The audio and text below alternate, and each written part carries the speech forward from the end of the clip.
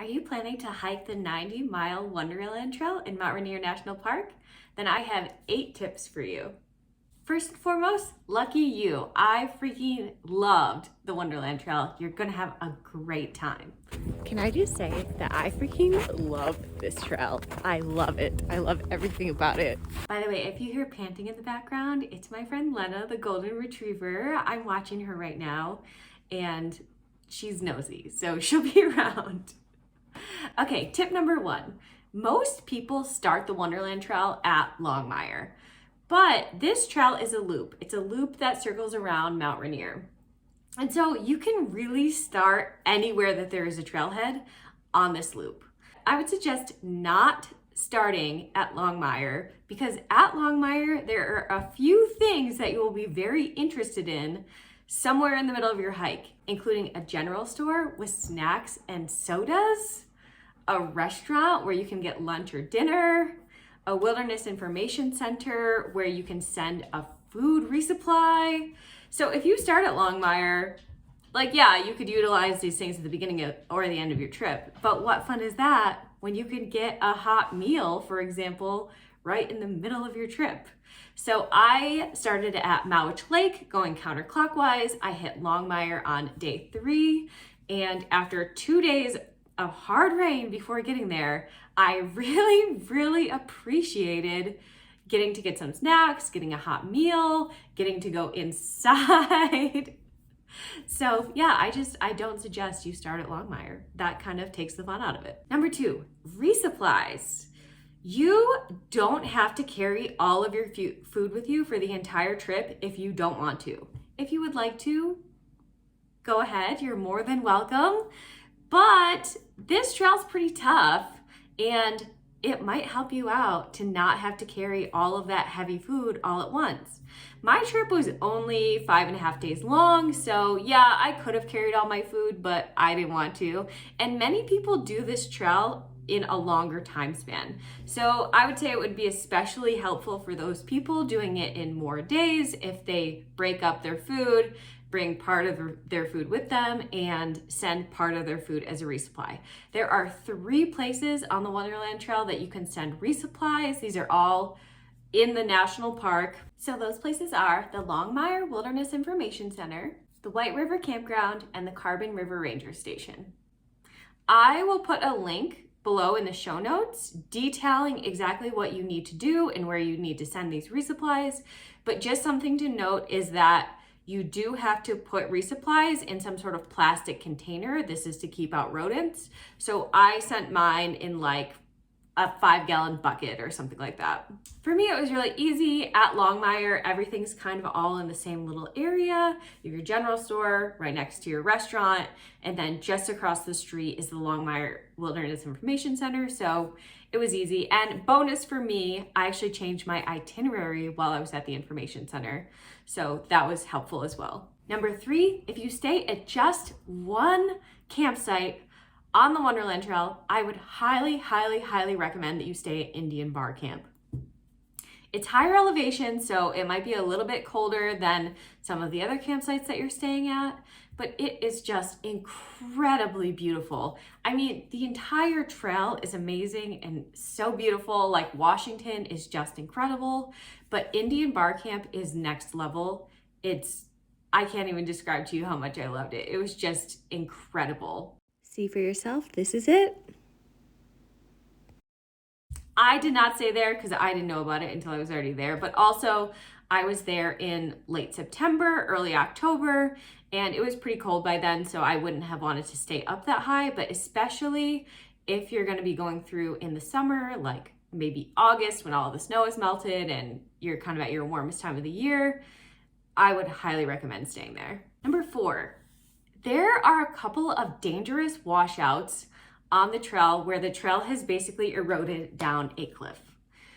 None of the rangers told us about this ahead of time. I had no warning about this ahead of time. There were no signs, nothing. And so my friends and I kind of got into a little bit of a pickle. We went up and over one of the washouts, which was maybe 20 feet wide. We're at a super sketch washout, hoping we can safely make it across. There's a huge You got it, Moss. down slope, big cliff right there.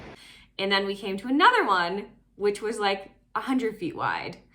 And I know at least one of the washouts has been there for years at this point. So who knows when they're gonna fix these or reroute them. In my opinion, they really need to do so because they are dangerous and people could end up getting seriously injured or worse here. So we went up and over one of them. It was terrifying. We were so glad to be back on the trail. Yeah, you're alive! All right, we did it. And then we run into another washout and we're caught between two washouts on the trail. And the second one was like 100 feet wide. We ended up going down it. Oh my gosh, I just climbed down this rock slide to avoid another washout. It was so scary. I was so scared of triggering a rock slide.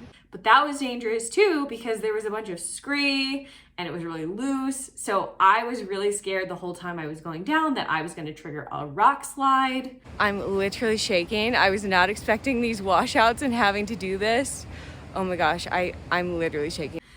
So anyway, I would ask the rangers if these washouts are still there. They're located between Maple Creek Camp and Stevens Canyon Road.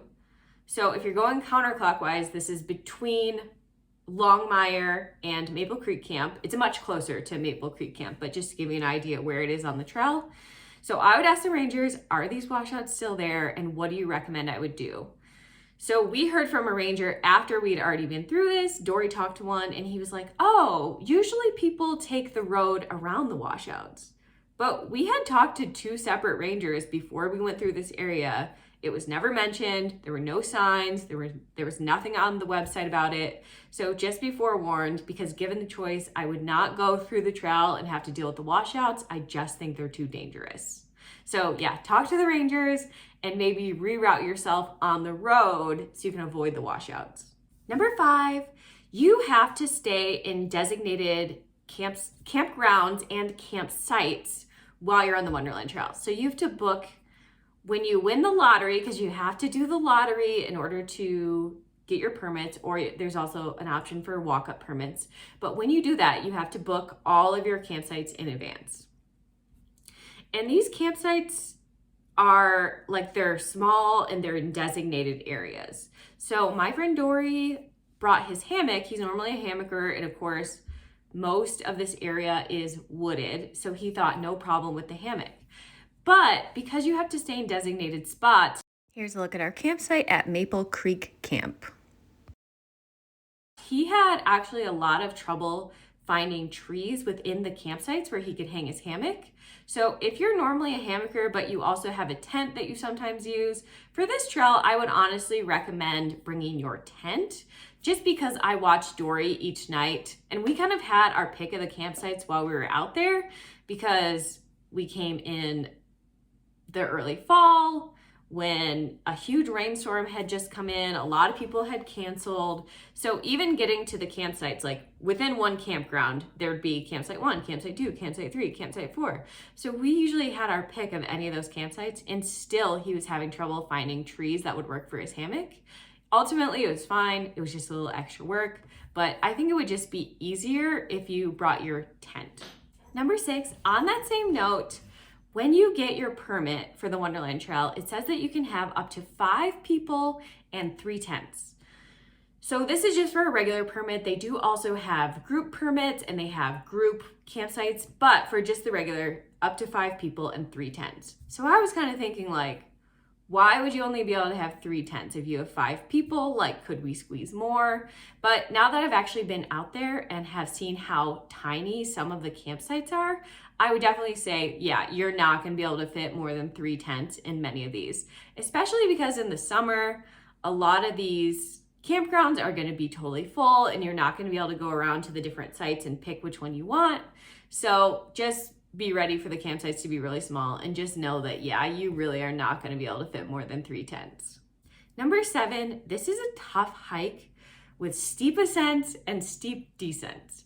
If you're a person like me who has knee issues, just be prepared for your knees to get really angry with you, which mine did.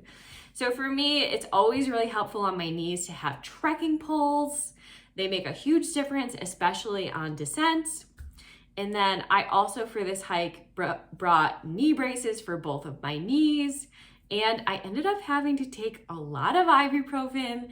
Thank you to my friend Moss for giving some of that to me when mine got all wet and mushy and useless.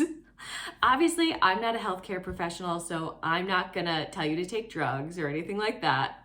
But I would just say, if you do have any issues, this one may bother them. So be ready for that in whatever way you normally prepare.